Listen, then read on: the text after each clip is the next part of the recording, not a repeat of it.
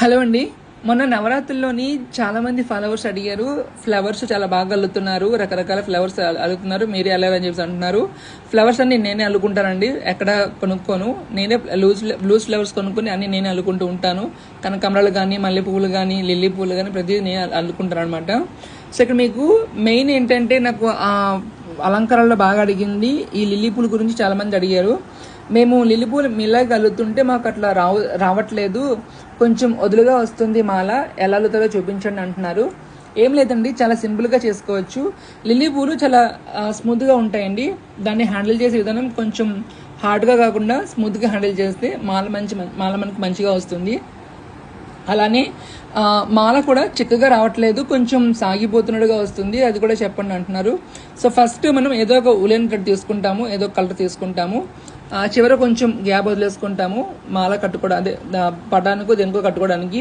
First not ఏదైతే ఉంటుందో, first flower not ఏదైతే ఉంటుందో అది మనము 2 knots వేసుకోవాలి. ఆ తర్వాత నుంచి సెకండ్ ఫ్లవర్ ఏదైతే ఉంటుందో సింగిల్ నాట్ వేసుకుంటూ పోతుంటే సరిపోతుంది అనమాట. సో ఆ రకంగా మనకి మాల నాట్ గట్టిగా పడుతుంది.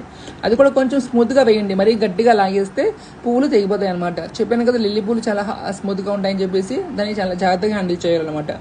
ఇంకా మాల కూడా ఏంటంటే సాగిపోతుందంట.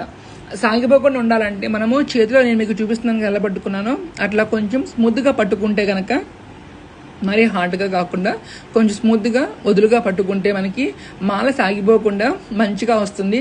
ఒక లేస్లా వస్తుంది అనమాట. మీకు ఫైనల్ అవుట్పుట్ చూపిస్తాను చూడండి. లేస్ ఎలా అయితే ఉంటుందో ఆ రకంగా వస్తుంది అలా అల్లుకుంటే కనుక.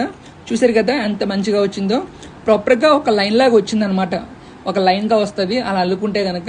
సో నెక్స్ట్ టైం నుంచి మీరు కూడా ఇలాగ అల్లుకోండి. సో నేను అమ్మవారి కోసం అల్లాను కదా అని చెప్పేసి మీకు చూపిస్తున్నాను. అమ్మవారికి అలంకరించిన తర్వాత కూడా ఎలా వచ్చిందో కూడా మీరు చూడొచ్చు కావాలనుకుంటే కనుక. నాకు ఇది చాలా ఈజీగా అయిపోతుందండి, చాలా సింపుల్గా. నేను కూడా సింగిల్ అటెంప్ట్లో నేర్చుకున్నాను ఈ మాల అల్లుకోవడం కూడా. సో మీకు రావట్లేదు అనుకుంటే నేను మీకు వీడియోలో చూపించాను కదా, అలా ఆ రకంగా ట్రై చేయండి, మీకు వేగా వచ్చేస్తుంది అనమాట. సో ఫైనల్ అవుట్పుట్ కనుక ఈ రకంగా ఉంటుంది. అమ్మవారికి వేసాను చిత్రపటానికి, చాలా బాగుంది కదా. సో ఎక్కువగా నేను మా ఇంట్లో ఏదైనా పూజలు అంటే కనుక ఈ లిల్లీ పువ్వులు దొరకలే కానీ ఎక్కువగా ఇవే అల్లుతూ ఉంటాను. సో ఎలా ఉంది, నచ్చిందా? నెక్స్ట్ టైం నుంచి మీరు కూడా ఇలా మంచిగా అల్లుకోండి, మంచిగా అలంకరించుకోండి అమ్మవారికి చిత్రపటానికి కానీ ఇంక దేనికైనా సరే. అండ్ మరిన్ని అప్డేట్స్ కోసం మన ఛానల్ని ఫాలో అవుతుండండి. Thank you.